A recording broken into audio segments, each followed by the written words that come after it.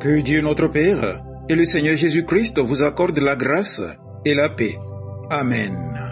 Le texte biblique de ce mardi 18 novembre 2025 est tiré du livre des Psaumes, Psaume 150. Le thème qui nous conduit dans notre méditation est le suivant. Loue le Seigneur pour ce qu'il est et ce qu'il fait. Prions. Éternel notre Dieu, nous venons maintenant devant ta parole. Ouvre nos cœurs, ouvre nos esprits, afin que nous puissions entendre ta voix. Amen. Psaume 150.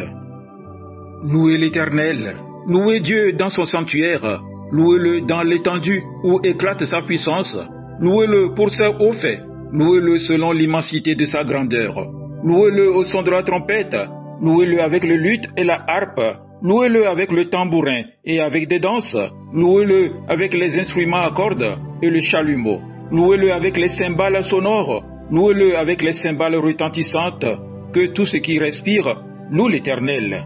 Louez l'Éternel. Amen.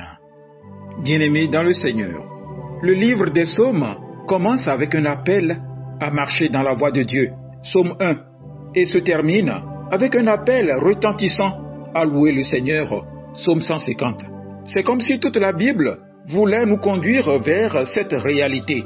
Quand je découvre qui Dieu est et ce qu'il fait, la seule réponse juste est la louange. Le Psaume 150 ne nous fait pas seulement lire la louange, il nous invite à y entrer. Pas demain, pas quand tout va bien, pas quand j'ai envie, mais maintenant, parce que Dieu demeure le même. Ce psaume va répondre à 3 questions fondamentales. Pourquoi louer Dieu? Comment le louer? Qui doit le louer? Mon frère, ma sœur, loue le Seigneur pour ce qu'il est.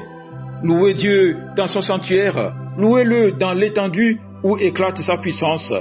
Le psalmiste commence par le où, mais en réalité, il parle du qui. Le lieu révèle l'identité de Dieu. Louez Dieu dans son sanctuaire, il est le Dieu proche. Le sanctuaire est le lieu où Dieu se révèle, où il se rend accessible, où il pardonne, où il accueille son peuple. Il est proche, présent, engagé, fidèle. Tu peux le louer même au cœur des difficultés, parce qu'il est un Dieu qui habite avec son peuple. Louez Dieu dans l'étendue où éclate sa puissance. Il est le Dieu infini. Regarde le ciel, regarde la création, regarde l'univers en expansion. Tout cela proclame: Dieu est grand, immense, au-delà de tout ce que tu imagines. Il n'est pas seulement le Dieu qui marche à côté de toi, il est aussi le Dieu qui gouverne tout. Après avoir contemplé ce que Dieu est, le psalmiste nous invite à considérer ce que Dieu fait, car la louange ne naît pas seulement de sa personne, mais aussi de ses interventions. Loue le Seigneur pour ce qu'il fait. Louez-le pour ses hauts faits. Louez-le selon l'immensité de sa grandeur. Il existe ici 2 dimensions, ses hauts faits, ses actions visibles. Dieu n'est pas une idée abstraite. Il crée, il sauve, il libère, il guérit, il protège, il pourvoit, il transforme le cœur. Peut-être que tu te souviens de moments où tu ne pouvais pas t'en sortir, mais Dieu est intervenu. Peut-être pas comme tu l'attendais, mais il a ouvert un chemin. Louer Dieu, c'est reconnaître sa main dans ton histoire. Selon l'immensité de sa grandeur, ses actions invisibles. Il est plus que ce que tu vois. Il te garde quand tu ne t'en rends pas compte. Il combat pour toi dans l'invisible. Il te porte quand tu es au bout. Il prépare des choses que tu ne comprends pas encore. Tu ne peux pas mesurer ses actions. Donc, ta louange ne doit pas être limitée par ce que tu perçois sur le moment. Après avoir expliqué pourquoi nous louons Dieu, le psalmiste répond maintenant à une autre question. Comment devons-nous le louer? Loue le Seigneur avec tout ce que tu as. Le psalmiste mentionne une série d'instruments: trompette, harpe, lyre, tambourin, flûte, cymbales retentissantes. Pourquoi cette liste? Parce que la louange est joyeuse et expressive. La trompette annonce, la harpe apaise, le tambourin entraîne, les cymbales résonnent. La louange n'est pas monotone. Elle est la réponse vivante d'un cœur émerveillé.